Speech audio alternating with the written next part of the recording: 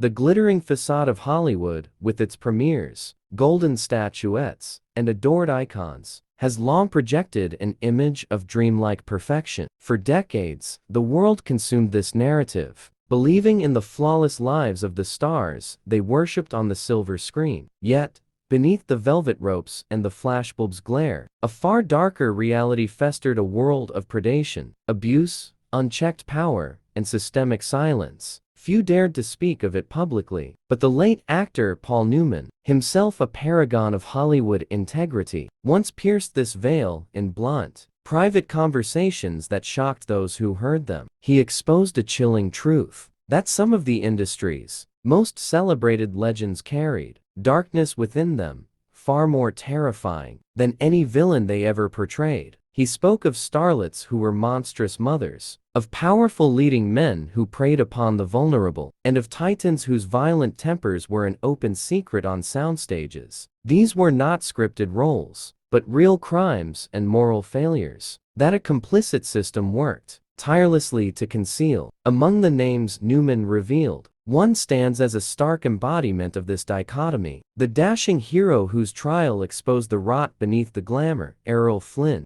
Errol Flynn ascended to global stardom with the 1938 release of The Adventures of Robin Hood. With his radiant smile, mischievous eyes, and athletic charm, he became the very definition of a swashbuckling adventure hero. Publications like Photoplay declared him the man every woman desired, and every man aspired to be. Off-screen, Flynn cultivated an image of a hard-living, charismatic, bon vivant. But the whispers, circulating through Beverly Hills and the Sunset Strip, told a more sinister story. They spoke of wild, debauched parties at his Hollywood Hills home, where the lines of propriety and legality were often blurred. The scandal broke openly in 1942, when Flynn was brought to trial in Los Angeles on statutory rape charges involving two teenage girls. The trial became a media circus, with the Los Angeles Examiner splashing sensational headlines like "Robin Hood in the dock" across its front pages. Prosecutors painted a picture of a predatory environment within Flynn's luxurious apartment, where underage girls were plied with alcohol and exploited. The courtroom was packed with fans, reporters, and the morbidly curious. Despite the serious charges and detailed testimonies, Flynn was acquitted. Exiting the courthouse, he lit a cigarette and quipped to reporters, "The ladies will still love this Robin Hood," a display of brazen arrogance that reportedly stunned observers like Paul Newman. The industry's trade paper, Variety, framed the verdict as Robin Hood's triumph over justice, but insiders understood it as a testament to the protection afforded by the studio system. Warner Bros., which had a fortune invested in Flynn's star power, along with a network of friendly journalists and lawyers, ensured his survival. Though legally cleared, Flynn's reputation never recovered from the scandal, and rumors of his conduct persisted for the rest of his life. Journalist Sheila Graham of The Hollywood Citizen News later wrote, "If the walls of Errol Flynn's mansion could talk, they would tell stories Hollywood would never want to hear." His early death in 1959 at age 50 revealed a body ravaged by decades of excess, described by the coroner as resembling that of a man over 70. The press eulogized the film legend, but the darker chapters of his life were conveniently omitted, allowing the heroic Robin Hood image to endure while the disturbing reality was buried. Flynn's case established a tragic template: the charismatic, profitable male star whose misconduct could be overlooked, rationalized, or actively concealed by the machinery of Hollywood. If Errol Flynn represented the predatory male star shielded by the system, Joan Crawford exemplified a different kind of horror, one enacted not in hidden party suites, but within the supposed sanctuary of the home. Crawford's Oscar-winning performance in 1945's Mildred Pierce solidified her image as a resilient, suffering mother narrative the studio was eager to promote. The night of her triumph, however, provided a grotesque counterpoint to her public persona. According to later testimonies from household staff, After the ceremony, a furious Crawford dragged her young adopted daughter, Christina, from bed, forced her to sing the national anthem before a mirror, and slapped the child to the marble floor when she faltered. This incident was a microcosm of the abuse detailed in Christina Crawford's shocking memoir Mommy Dearest. The book described a childhood of terrifying caprice and brutality, where wire hangers became instruments of punishment, where Christina was forced to stand motionless for hours by an hourglass, and where psychological torment was routine. The profound cruelty lay in the stark contrast, Crawford maintained. To the public and press, she was the consummate movie star and devoted mother, posing for magazine spreads surrounded by her children. Former employees recalled that these photo shoots were often staged immediately after violent episodes, the children commanded to smile through their fear and fresh bruises. The abuse extended beyond childhood. Even in death, Crawford wielded control. Her last will and testament coldly disinherited Christina and her brother, Christopher, with the phrase, "For reasons which are well known to them." It was a final, posthumous act of punishment that legal observers described as among the coldest in Hollywood history. Paul Newman, reflecting on this duality, noted that Crawford proved an Oscar could not hide the darkness within a family, and that the most terrifying aspect was her ability to inflict punishment, even from the grave. Her legacy is a permanent stain on the golden age, a reminder that the flawless icon on screen could be a tyrannical abuser. Offit, her pathology enabled by a studio, more interested in her marketable image than the welfare of her children.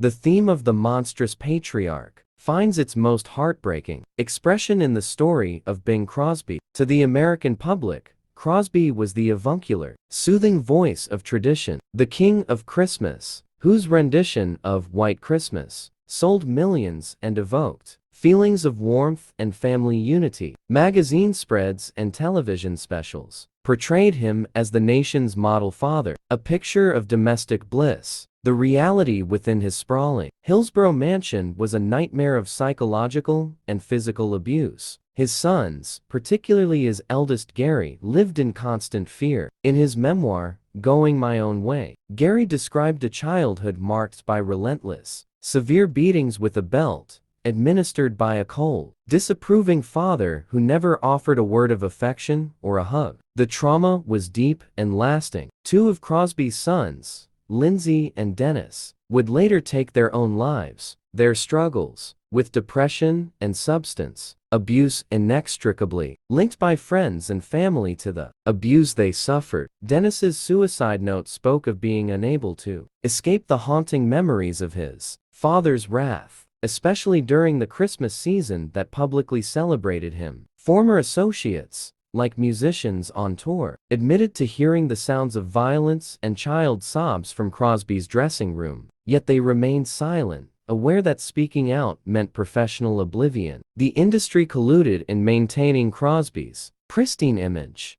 because that image was extraordinarily profitable. The cheerful, family-friendly persona sold records, movie tickets, and sponsored products. Thus, the desperate cries from within his own home were drowned out by the harmonious chords of his public persona. Paul Newman, disgusted by this hypocrisy, dismissed attempts to blame Crosby's behavior on his own difficult childhood, arguing instead that Crosby abused because he enjoyed the absolute power it gave him the same control he exerted over audiences with his voice. The tragedy of the Crosby family remains one of Hollywood's most devastating examples of how a beloved public icon can be a private terror, his cruelty concealed by a conspiracy of silence enforced by commercial interests.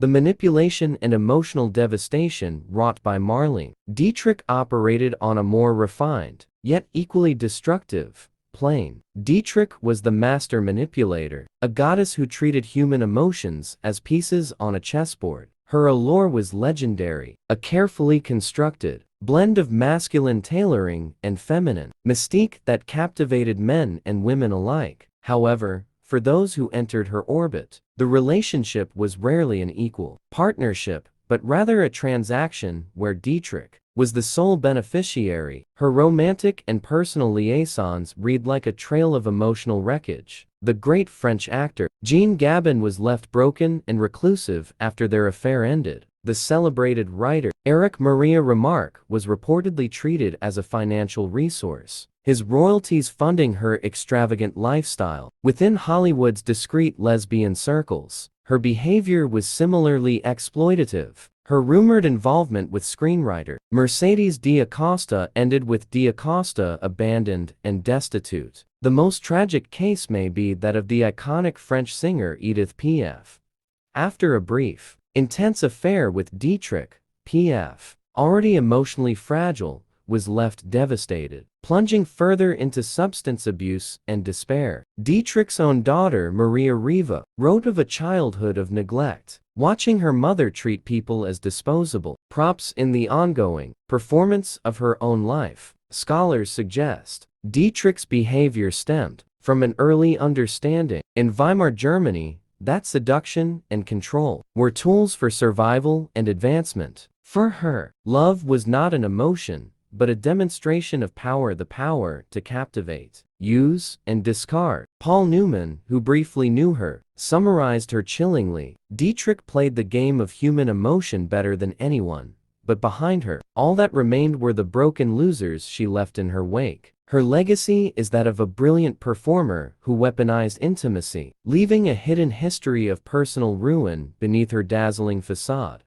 The abuse of power often extended to the exploitation of young co-stars, as exemplified by the case of Mickey Rooney and Elizabeth Taylor. In the 1930s and 40s, Rooney was not just a star, but MGM's most valuable asset. The perpetually cheerful Andy Hardy, who embodied American optimism. His energy made millions for the studio, and he was protected at all costs. This protection extended to his predatory behavior toward a young Elizabeth Taylor. After National Velvet won 9 for 4 made Taylor a teenage sensation, the much older, established Rooney began aggressively pursuing her. Classmates from their studio school recalled Taylor wearing heavy sweaters in summer to avoid his gaze, living in fear of his advances. Taylor's own later accounts described him as a source of profound fear during her formative years. The studio, prioritizing Rooney's value and image, ensured any whispers of misconduct were stifled. Gossip columnist Hedda Hopper once hinted at trouble, but was forced to retract her statements almost immediately. The message was clear: the Golden Boy's innocence was a non-negotiable part of the brand. Taylor carried this trauma for life, becoming visibly upset at the mention of Rooney's name decades later. Rooney's personal life, marked by 8 failed marriages and financial chaos, suggested a man ill-equipped for healthy relationships. His early fame and lack of accountability fostering a sense of entitlement. Newman saw in Rooney the quintessential example of Hollywood's deceit. The beloved all-American boy on screen was, in reality, a predator whose actions were erased to protect the studio's investment. The allegations surrounding Kirk Douglas present an even more disturbing and persistent narrative of predation, complicated by his towering status as a cinematic hero. Douglas, the defiant Spartacus, was the epitome of rugged American masculinity. Yet, for decades, Hollywood has buzzed with dark rumors about his behavior toward young women, rumors that have survived largely through oral history and late-breaking testimonies due to the powerful forces that suppress them. The most grave allegation involves a teenage Natalie Wood. According to accounts from Wood's sister, Lana, in 1954, the 15-year-old Natalie was taken by her ambitious mother to a meeting with Douglas at the Chateau Marmont, ostensibly for career guidance. She returned home traumatized and disheveled, hinting at a violent assault, but was warned to stay silent to protect her career. This alleged incident casts a long shadow, especially given the mysterious circumstances of Wood's death years later. Other anonymous accounts from wardrobe assistants and crew members suggested a pattern of behavior, with Douglas inviting very young women to his dressing room with the implicit understanding that refusal could be career-ending. Despite these persistent whispers,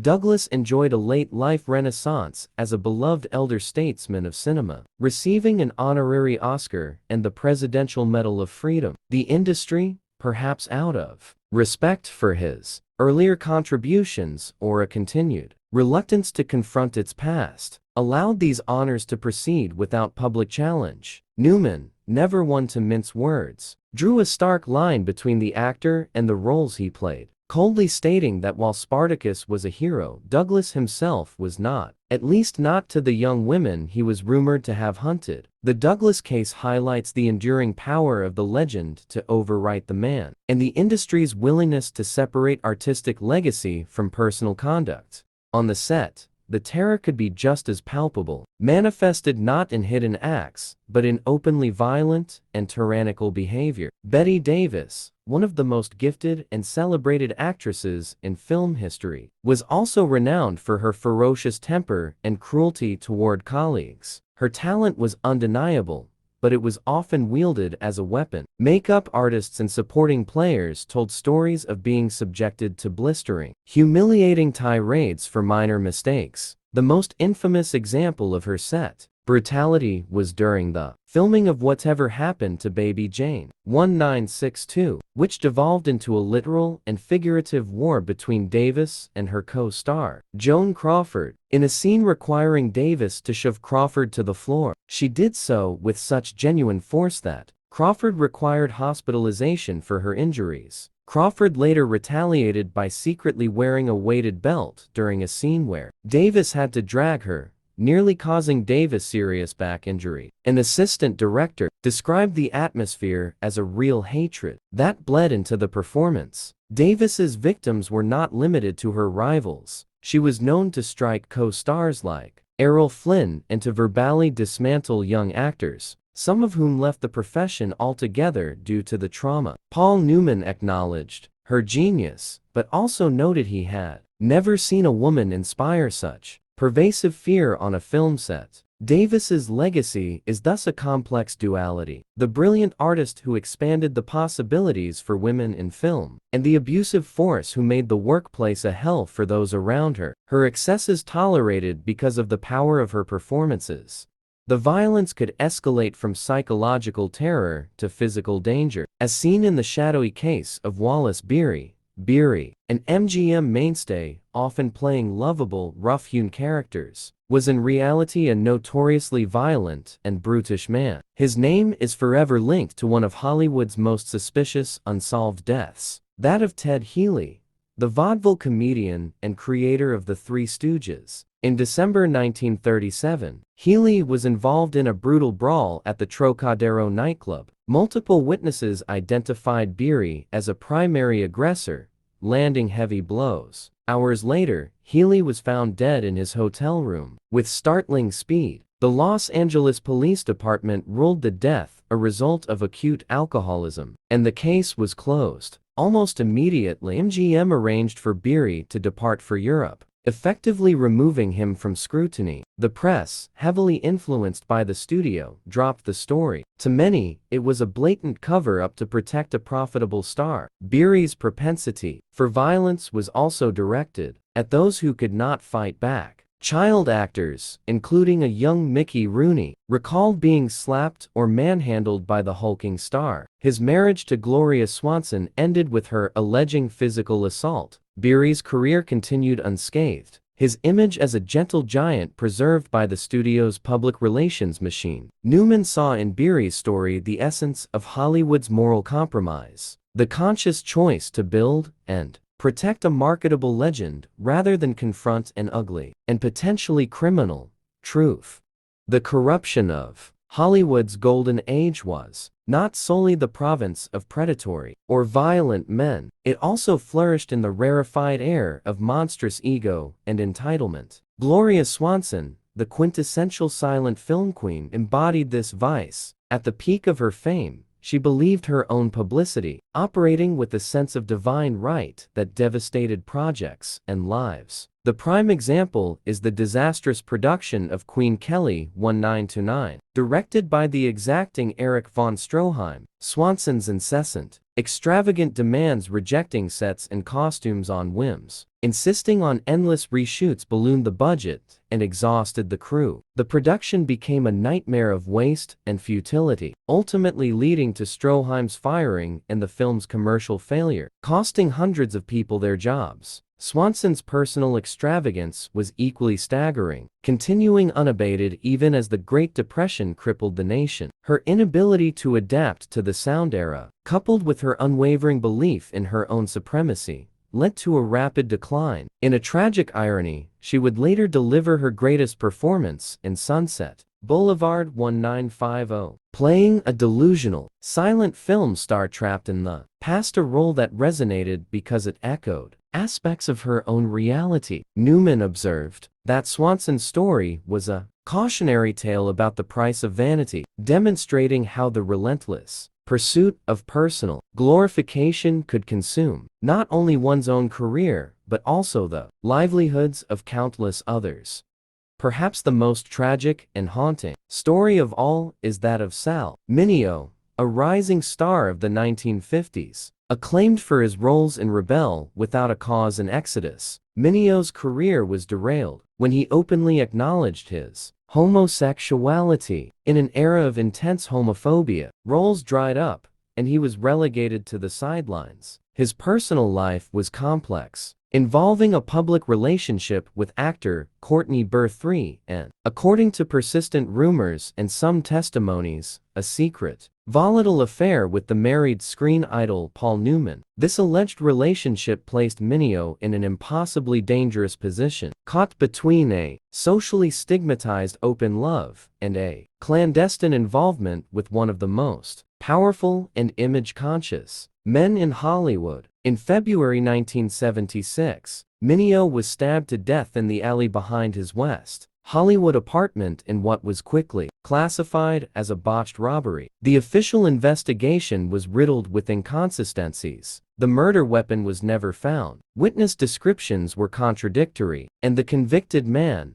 a pizza delivery driver, had a notably weak motive. Shortly after the murder, Mineo's apartment was ransacked, with personal diaries and papers disappearing. Leaked reports later suggested unusual financial transactions and even FBI interest in sealing records related to the case. The chilling speculation, never proven but endlessly discussed, was that Mineo was killed to protect a powerful secret, and that the investigation was steered away from the truth. Newman's own cryptic comment years later, "Hollywood killed Sal, not with a knife, but with silence," was interpreted by some as a vague admission of collective guilt, and by others as a more specific, chilling allusion. Mineo's death at 37 remains an unsolved mystery, a symbol of the ultimate price that could be exacted by the Hollywood system for living an authentic life, or for knowing the wrong secrets. It raises the unsettling question that hangs over Newman's own role as a whistleblower. Was he solely an exposer of darkness, or was he, too, entangled in the very web of secrecy and power he condemned?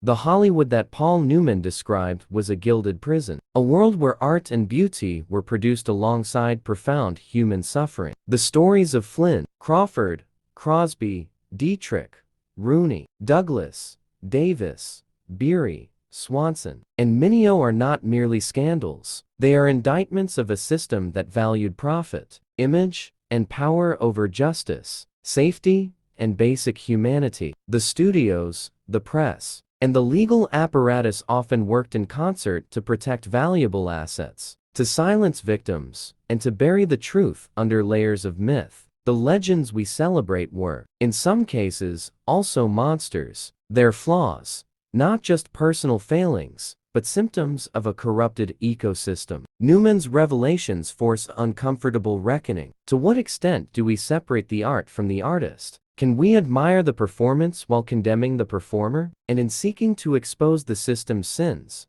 did Newman himself obscure his own? These questions have no easy answers, but they compel us to look beyond the glittering surface, to listen to the whispers that have survived the decades, and to remember that the history of Hollywood is written not only in light, but in shadow. The legacy of this era is a cautionary tale about the cost of idolatry and the dangers of silence, reminding us that the most captivating stories are sometimes those that were never meant to be told.